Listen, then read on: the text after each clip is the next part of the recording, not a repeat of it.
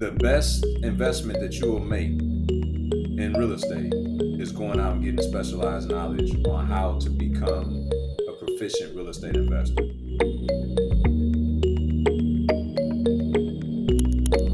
Your spouse almost becomes like, oh, they'll always be there. They're loyal. It becomes the norm. But then your business is always like, oh, a sale, a new product, something new mentorship. Like there's all these new things, and it's constantly growing and learning. And you feel like you've known your wife for like 10, 15, 20 years, And so you're like, oh my gosh, like but it's still something you have to work on. I think, like effective communication is so important when you have, especially if you're starting a new venture. You're like, hey, I'm starting this new venture. I want you to be aware that there are times where I might not be as present as possible. That does not mean I don't love you, but that does mean that like I'm working hard so that blah, blah, blah, whatever that might be. Right. And It's so so that's important. so important. A lot of people miss out on that. And the marriage part of things, and we went through a really good rhythm one time where we were, especially because I had the same realization where I was like, all right, you know what? I'm just going to make a plan behind this, be super intentional, and create a plan. So what we would do, it was we would have weekly, monthly, and quarterly things. So once a week, we'd just go get a meal together, sit down, have lunch, whatever. Monthly, we would do a date night. We have 2 kids, so we have to get a babysitter. There's all this involved, so few and far between. We can't just go out on like a regular Friday night like most people can.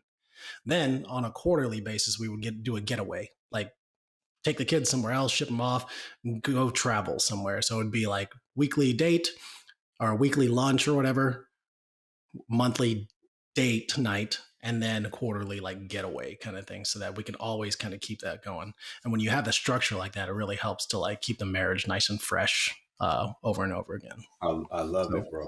I love it. yeah, That's synonymous. I mean, we're empty nesters now. Our daughter is, in college, but every week, we do date night, and then at least every quarter now, we take a trip. You know what I mean, and just get away. And then, the flexibility in her schedule. She sometimes gets to travel with me to even some of my work stuff.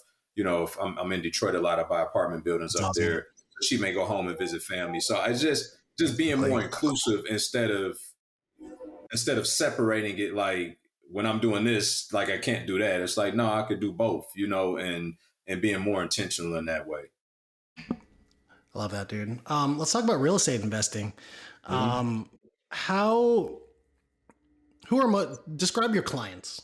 Who are they? What are they doing right now? Are they looking to invest? Do they have investing experience, or what is the type of person that you're looking for?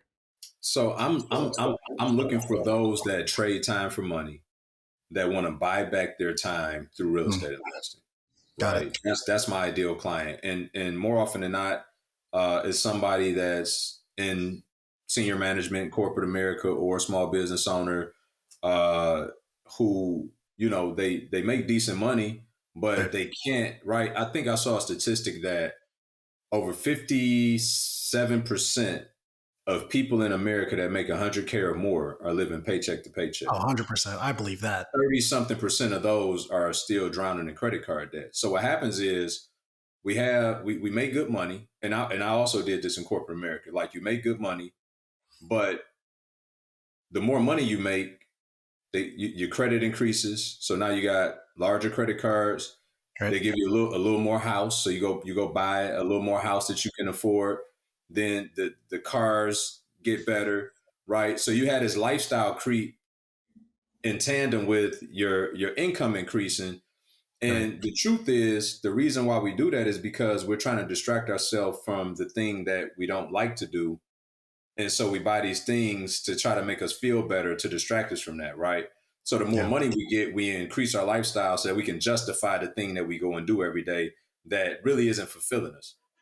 So I really like working with those types of individuals who, like, enough is enough. Like, I make good money, but I still don't. I can't figure out how to get out of this rat race. And I show them how they can start to build their real estate business in tandem with what they're doing, and at least have the option of getting their freedom back when they choose to. Got it. So they continue working in their job, but really they're just building a portfolio and increasing their net worth and wealth on the side. Absolutely. Is Absolutely. part of your message possibly like it's not the house and the car that's the flex? It's now like, what is my portfolio? Is that possibly a little bit of like what you're trying to get them to understand? The only flex for me is when your assets pay for your liabilities. Assets So pay for your life. Okay. assets pay for your liabilities, right? So what happens is, you know, there's a principle of seed and harvest, right? Not only is that a biblical principle that comes with a bunch of other gifts from the Lord, but it's a worldly principle. And what I found is that everybody has gotten good at digging holes. Hmm. Everybody just hasn't gotten good at planting seeds afterwards. Right. So from the time that we go to college, we get all the student loan debt, we dig a hole. Then we get out of college and we get this starter job that affords us the ability to go out and buy a house, a couple cars. We dig more holes, and then we just go to work and we just start paying for all this stuff. Well, if we don't remember to go and plant some seed, then how could you ever expect a harvest other than this thing that you get every 2 weeks Yeah. in the form of a paycheck, right? So, Exactly. so it's about coming to the realization that you got to plant some seed outside of this Mm, paycheck that you get every 2 weeks, exactly. so that you got a harvest that you can look forward to, i.e., even retirement, because you're Hmm. not going to get there from your 401k. Right. My dad worked a 9 to 5. He was paid a pretty good salary. He got really wealthy in the dot-com boom back in the late 90s and did well in the stock market. But for him, real estate was, he saw his house as the house that he lived in. I don't know if you're a Rich Dad Poor Dad fan of For Dr. sure. Kiyosaki. Yeah, For so sure. like like the house that you live in is, it's a liability. You know what I mean? Because and so that those were the things that like it took a long time to realize for my dad. And when I told him like, hey, I did this thing and like I did this refi and all that kind of stuff, he's like, how does that work again? So I like, and he's, like almost 70 years old, Yeah. and he's just kind of starting to figure out about these alternative. It's not even alternative anymore. This is like a way that like people have been doing it for a long time. Um, what do people need to know about like real estate investing and getting started in the first place? Man, you hit the nail on the head, Mark. Like I'm elated that you said what you said, Yeah. because that's one of the biggest misnomers. Again, because the narrative is you want to be a homeowner Hmm. when the 99% follow and subscribe to that narrative. The truth is you want investment properties that pay for your home, because your home is the biggest liability that you have until you leverage it, right? Which means pull some of the equity out as you did on a refinance, until you rent it out for a profit or until you sell it for a profit. It is the most expensive expenditure that you have on a monthly basis that you have to go out and pay for. And No so doubt. even for those that subscribe to Dave Ramsey's ideologies, which I believe a lot in what Dave says, I believe all consumer debt is bad and we need to run from it as much as Mhm. possible. But I do know that good debt is the catalyst to building wealth in That's America, exactly right? right. Yep. In the world, period, but especially in America because we're in a debtor system, debtor society. That being said, your house, even if your house is paid for, right, you're still not wealthy because somebody's got to pay the property taxes and the insurance. So even if Exactly. you subscribe to Still Dave's, losing. Yeah. you're still not free. You cannot lay in your bed every day if you so choose to and not produce any income because you got taxes and insurance. So the only way that you solidify wealth is by having assets that cover the liability. So when I was in college, and I'll take credit for this 16 years later, but I really didn't have this wherewithal. It just, I got lucky. But I bought 3 investment properties before I built my first home, new Oh, construction home. so smart. Yeah. So I had 3 investment properties before I built our primary residence that we moved into when we graduated college. And Yeah. so, although it was dumb luck for me, I tell people to be intentional about that. Like before you Right. go and buy a house to live in, like keep renting, go get you a couple investment properties, then get the house, and those investment properties cover your They'll mortgage. pay for it. Exactly. Absolutely. Yeah. I was kind of the opposite where I with me and Ashley, my wife's circumstances, she was going to school, and there was like a really small period of time where we were we were really young. And so I was in school and then she was in school. We kind of went back and forth a little bit. And there was a really small period of time where we were like, hey, we have dual income. We're making some money. It was like a couple months. We're like, let's buy a house now because Ashley's about to go to school and we're not going to qualify later down the line. So we got the house. We did this. It was a condo in Nashville. We lived in it for 5 years. We had our first child in there, and we realized we didn't need. We needed more room. This was like a 1-1 condo. We were just living as we were paying. It wasn't much. But then we got a house and we started renting that house.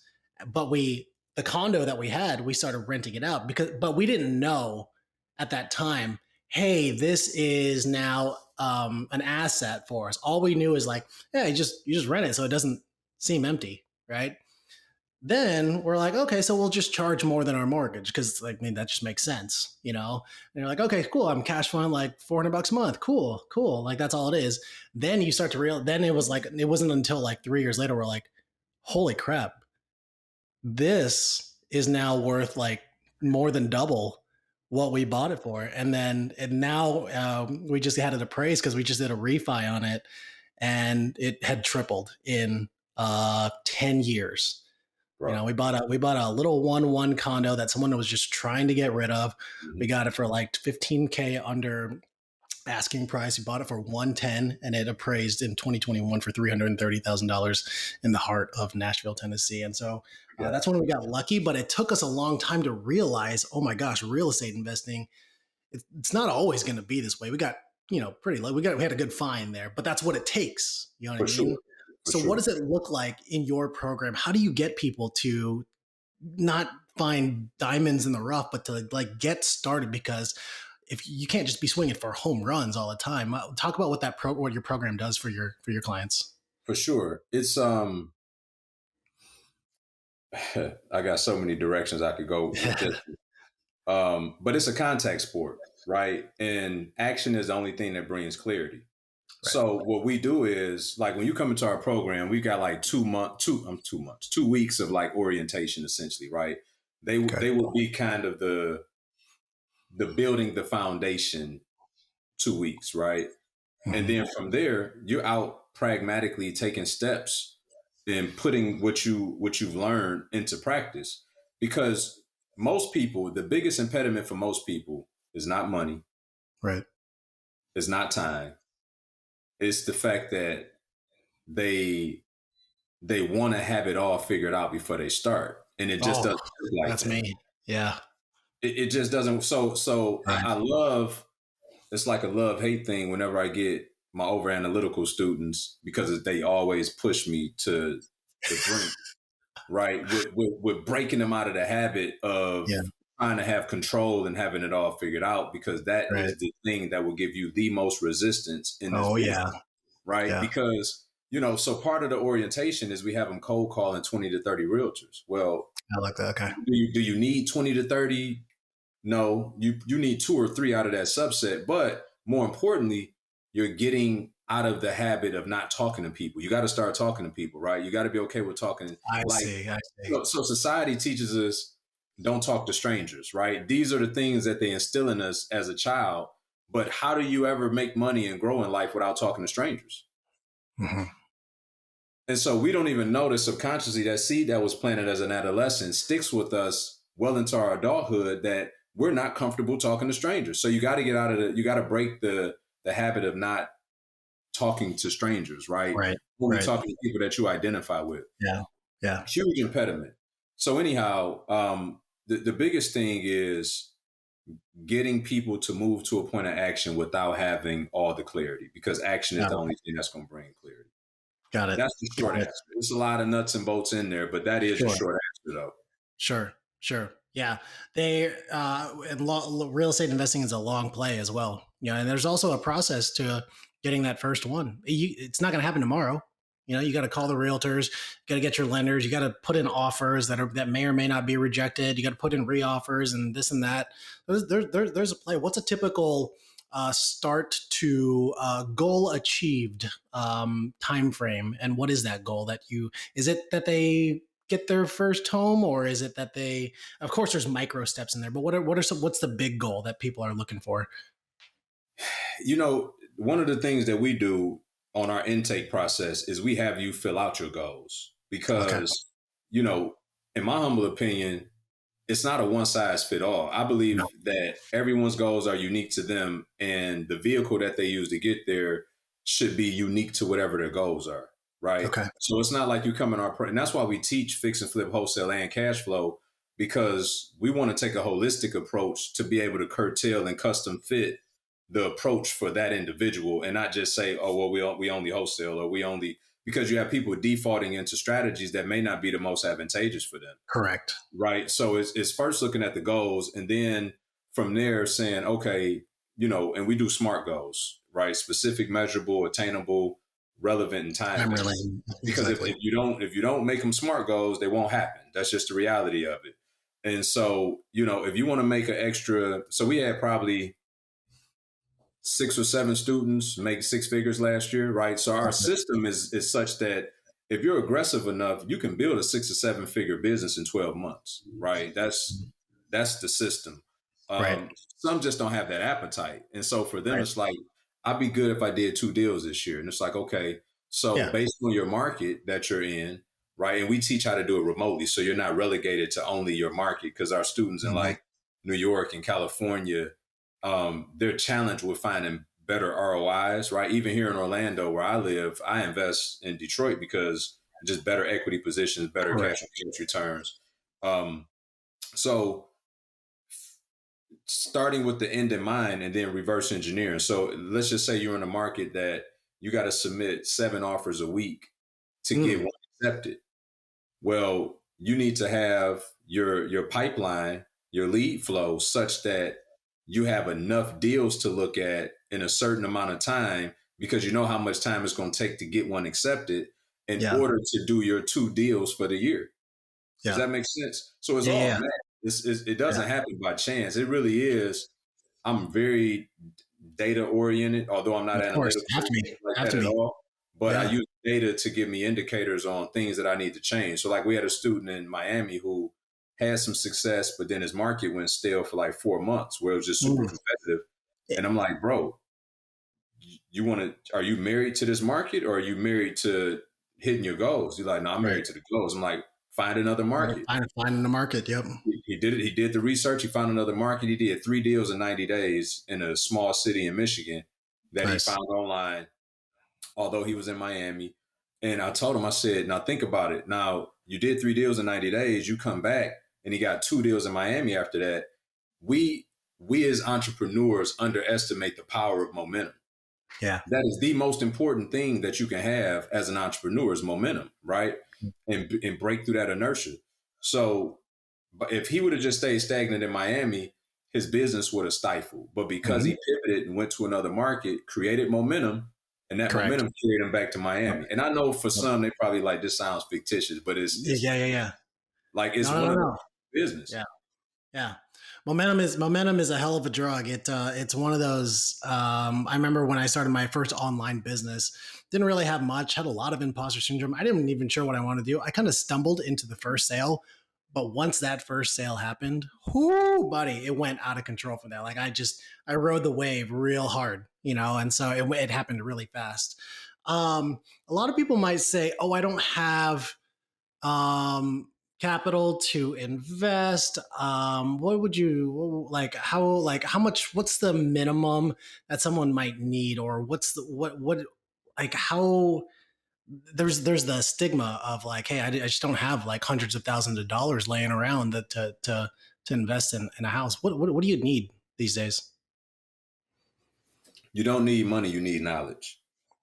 You need what? 90, Knowledge. Yep. 90%, 90% of myself and our coaching clients do our deals with no money out of pocket. But Love it's that. only because we had a specialized knowledge on how to do so. See, Correct. people think that money is their biggest impediment when the reality is because you don't have the knowledge, even if you had the hundreds of thousands, you wouldn't have it for long. Right. The best investment that you will make in real estate is going out and getting the specialized knowledge on how to become a proficient real estate investor. Because That's once right. you do that, there's far more money in the streets than there are opportunities. And so the money will find you as long as you show up as a competent operator and know how to have the conversations with said Mhm. investors, package and deliver your offer. I got right now, as we speak, somewhere between 800,000 and $1 million that's waiting on me just to show up with a deal. Exactly. Right. Right. So there's always more money than there are opportunities. But you have to get proficient as an operator to show up and Mhm. show people why they should invest with you and in you. Right. And just to be clear, this is not like a real estate fund. This is more of like, hey, people Oh, have absolutely. committed. Oh, it is a fund, or No, people no, have it's not a committed. fund. No, I'm saying you're Okay, right. It's not a fund. right. I Not a mean, I fund, but raised people have $8.5 million. committed to Brian and saying, Yes, hey, when a deal comes, I got you because I know I'll see a guaranteed return. And then from there, we'll build Brian's portfolio. Is that correct? that's 1,000% correct. Love That's that. I love it. 1,000% correct. Because OPM. Yep. I'm always building relationships, right? Hmm. My daughter, we were in Georgia a couple of days ago. She's going to school down there now for doctor of chiropractic. So we were at Yeah. orientation, talking with a couple of chiropractors, gave them the elevator pitch. They asked what I do. And they were like, oh my God, we've been wanting to start Get investing in real started. estate, right? Another situation where they're trading time for money. They got a Right. great chiropractic practice, right? Mhm. So but you have to be able to articulate yourself in such a way to let them know that you know what you're talking about, right? Exactly. Because even though Exactly. people may not be the subject matter expert, they're they're astute enough to go out and acquire and build up this capital.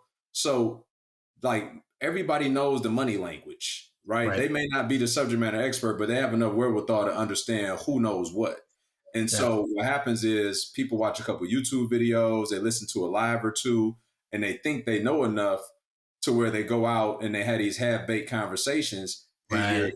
you're tarnishing and ruining relationships that could be the catalyst to help you take this thing to the next level. So Yeah. stop trying to fake it till you make it and do it until Yeah. you've done it and go out and actually get the help that you need so that you can maximize these Right. relationships.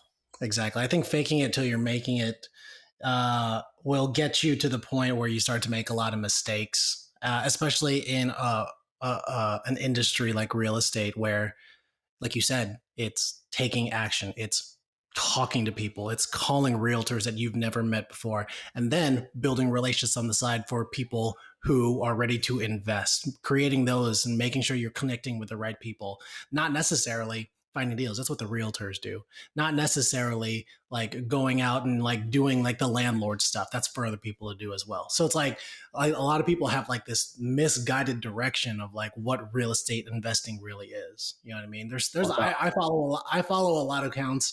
They're like, you got to house hack, you got to do this. I'm like, okay, like, but I have kids and like I'm not gonna house hack right now. Like that doesn't make sense to me because I have to have my own home. You know, like, and so guiding them in the right direction is so important. Brian, dude, this was a lot of fun. Yeah, man. Likewise. I always get into these podcasts. I'm like 10 minutes in. I'm like, I think I'm running out of things to talk about. And then like 45 minutes later, I'm like, oh wow, okay, we went for a while. This is cool. No, this was good stuff, man. I like the impromptu approach. I like the Yeah, yeah, candidacy. yeah. I just like to chat it out. Yeah, man, I love that because 16 years, bro, going on 17 years. I got so much in this vault that Absolutely, you got to it unload took it. combinations to pull it out, because I've forgotten more than what I remember, if that makes sense. Exactly. You know what I Yeah, mean? Like there's so much in there. exactly. Brian, where can people find you? And oh wait, you have a couple master classes coming up and a 5-day challenge. Can you talk about that real quick? Yes, sir. So the masterclass is iflipmasterclass.com. Okay, I to flip find the masterclass. next masterclass, and we do them live. So this is not an evergreen. I'm really gonna spend some time with you. And then we also got a couple challenges coming up at iflipchallenge.com. Okay. So iflipmasterclass.com, iflipchallenge.com. Make sure you go and sign up. I love to build with you guys, and you can What's the find me. goal of those? I'm sorry. What's the goal out of those master classes and the challenges? So it's everybody's in What are we different going to learn? spots, right? And Okay. so the intent of the masterclass is to hang out for an hour, hour and a half, and just get enlightened about probably I would say the top 5 or 7 biggest mistakes that people are making right now when trying to embark on their real estate journey.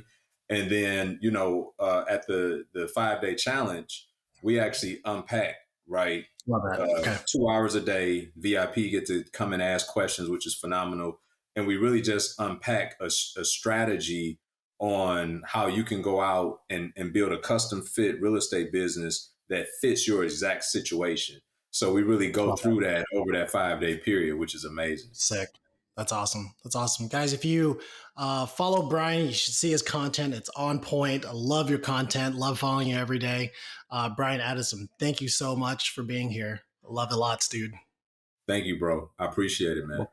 When we're not utilizing our gifts, whether we're consciously aware of that or subconsciously, you got this unfulfillment inside of you. And so every day